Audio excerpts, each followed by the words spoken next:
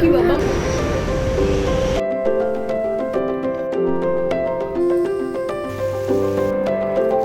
চিংড়ির যে মাথার আসসালামু আলাইকুম, আশা করছি সবাই ভালো আছেন। তো সকালবেলা বাবুর জন্য নাস্তা রেডি করে নিচ্ছি, আমার জন্য একটু ব্ল্যাক কফি করে নিয়েছি আজকে, আর বাবুকে দিয়ে কার্টুন ছেড়ে দিয়েছি। মা অন্ন দিব বাবা, অন্ন দিয়ে দিব বাবা, অন্ন দিয়ে দিব অন্ন। মামা কি বাবা, আমার শুনে মানে কি। বাবুকে নাস্তা করিয়ে দিয়েছি, এখন টুকটাক কিছু কাজ সেরে নিচ্ছি, একটু পরেই দুপুরের জন্য রান্না বান্না শুরু করে দিব।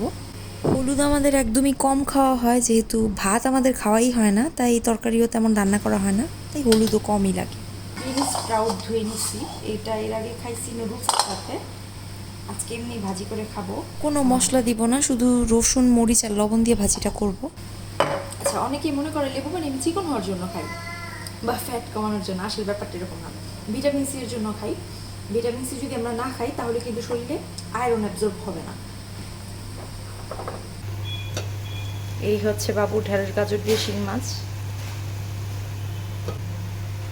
আর এই হচ্ছে খাসি। এবার আপনাদেরকে চিংড়ি কীভাবে পরিষ্কার করি আমি সেটা একটু দেখিয়ে দিচ্ছি। এভাবে কেচি দিয়ে উপরের অংশটা একটু কেটে নিব, তারপর এইভাবে টেনে ময়লাটা বের করে ফেলতে হবে। চিংড়ি মাছের তো মাথার মধ্যে হাগু থাকে, তো সেইটা হচ্ছে এই যে পিলা ফেলে দিতে হবে, কারণ এটা থাকলে কিন্তু টেস্ট নষ্ট হয়ে যায়। এই যে এটা কিন্তু হাগু না, এই হলুদটা হচ্ছে মস্তক, সেটাও দেখাচ্ছি। একটা টুথপিক নিলেই কাজ হয়ে যায়। তো এইভাবে করে কিন্তু চিংড়িগুলো আমি আগেই পরিষ্কার করে রেখে দিই, একদম ধুয়ে রেডি টু কুক করে রেখে দিই, জাস্ট যখন প্রয়োজন হয় ফ্রিজ থেকে সরাসরি একদম রান্নায় ব্যবহার করে ফেলি। এদিকে আমার রান্নাও শেষ, দুপুরের খাবারটা এখন আমরা খেয়ে ফেলবো। খাসি রান্না করেছি, খাসির সাথে ডিম দিয়ে দিয়েছি। বিন স্প্রাউট কিন্তু ভাজি করা খুবই ইজি, জাস্ট তেলের মধ্যে রসুন মরিচ দিয়ে লবণ দিয়ে বিন স্প্রাউটটা দিয়ে দিতে হয়। আর যদি এটা আপনার পছন্দ হয় তাহলে আপনি এমনি কাঁচাও খেতে পারবেন, এটা রান্না ছাড়া কাঁচাও ধুয়ে এইভাবে খেয়ে ফেলা যায়। বাবুকে উপরে ঘুম পাড়িয়ে দিয়ে এসে খেতে বসছি, কারণ ওকে আসলে নিচে রেখে এভাবে খাওয়া যায় না। প্রেশার কুকারে না দেওয়ার কারণে যেটা হয়েছে, হাড্ডিটা ভালো মতো সিদ্ধই হয় নাই। বাজারের যে ধনিয়া পাতার স্প্রিং অনিয়ন ছিল সেগুলোকে আমি ভিজিয়ে রেখেছি, এগুলো এখন আমি নিয়ে যাচ্ছি 6 তলায়, এগুলোকে লাগিয়ে দিব।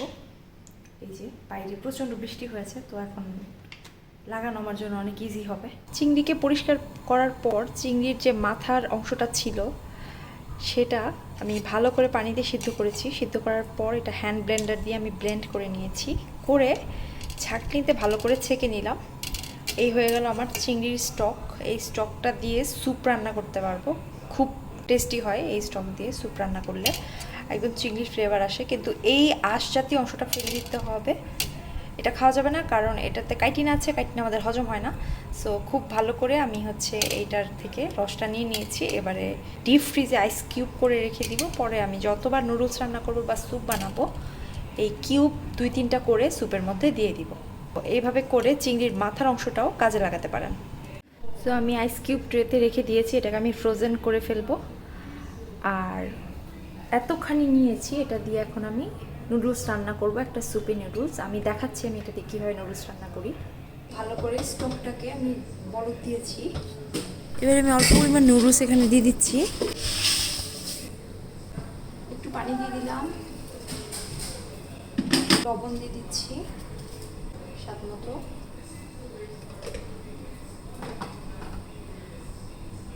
টেস্টিং সল্ট দিয়ে দিচ্ছি, চিংড়ি দিয়ে দিচ্ছি 2টা আমি রেডি করে রেখেছিলাম।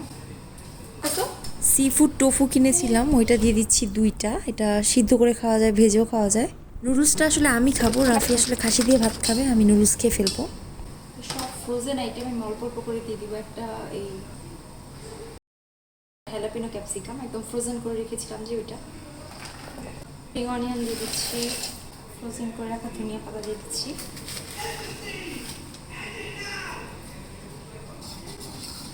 চিংড়ি মাছ দিয়েছি, একটু সিদ্ধ হওয়ার জন্য ঢেকে রাখলাম কিছুক্ষণ। সেটা নিয়ে এসেছিলাম, সস দিয়ে দিচ্ছি একটু,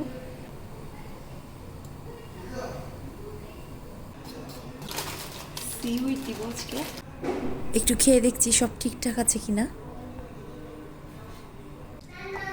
কি বাবা, মা কি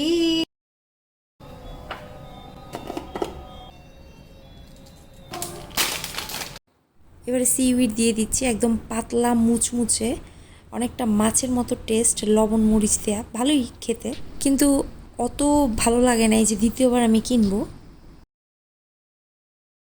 এটা রান্না শেষ। এবারে আমার প্রিয় বিনস স্প্রাউট একটু সাইডে নিয়ে নিয়েছি। রাফিকে খাসি গরম করে ভাত দিয়ে দিয়েছি আর বাবুর খাবার নিয়ে নিয়েছি। ওকে খাওয়াবো, আমিও খাবো একসাথে। আমার থেকে যদি একটু খায় তো খাবে, তারপর ওকে ঘুম পাড়িয়ে দিব।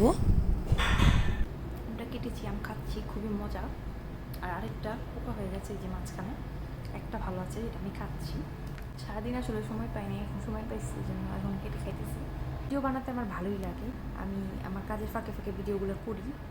আম খায় না, আর রাস্তায় যেহেতু এটা পাইছি, ও আরও আগে খাবে না। তো আজকের ব্লগ আমি এখানে শেষ করছি। আপনারা কমেন্ট করে জানাবেন আপনারা কী ধরনের ব্লগ দেখতে চান বা কী ধরনের ভিডিও দেখতে চান। পরামর্শ দেওয়ার হলে সেটা আমাকে জানাবেন, আর যদি ভিডিওতে কোনো ভুল থাকে সেটাও জানাবেন, ক্ষমা সুন্দর দৃষ্টিতে দেখবেন। আজকের ব্লগটি আমি এখানেই শেষ করছি। সবাই ভালো থাকবেন, আল্লাহ হাফেজ।